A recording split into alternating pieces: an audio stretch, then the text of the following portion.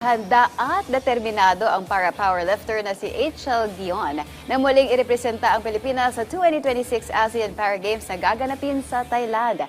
Ang detalye alamin sa report ni teammate JB Junio.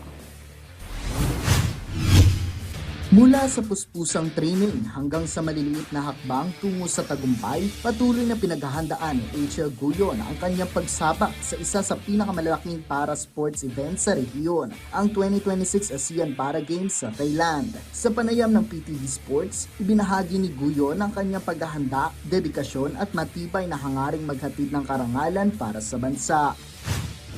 Sobra-sobra po ang training namin, kaya malalaman na lang natin kung saan mapupunta yung best namin. Ibibigay namin ang best namin, pero hindi kami nangangako ng medalya na iuwi namin. Ayon kay Dion, nadagdagan ng mga para-powerlifters na sasabak sa regional tournament ngayong taon, kung kaya't may mga panibagong uusbong atleta na posibleng mag-uwi ng mga medalya.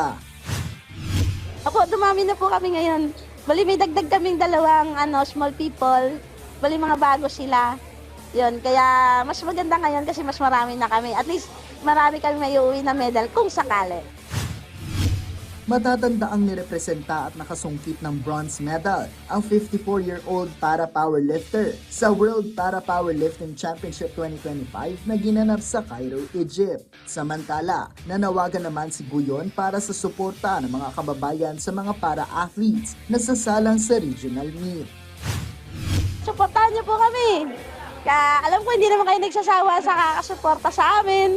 Na ibigay niyo po ang prayers niyo, bigyan niyo kami ng prayers at kami po ay nangangako na gagawin namin ang best namin. Maraming salamat po sa inyo mga suporta. Sa pagdaos ng 2026 ASEAN Para Games, bit-bit ni Hal Dion ang pag-asa ng bansa na handa sa bigat ng hamon at determinadong ipagmalaki ang lakas ng atletang Pilipino. JB Junio para sa Atletang Pilipino, para sa Bagong Pilipinas.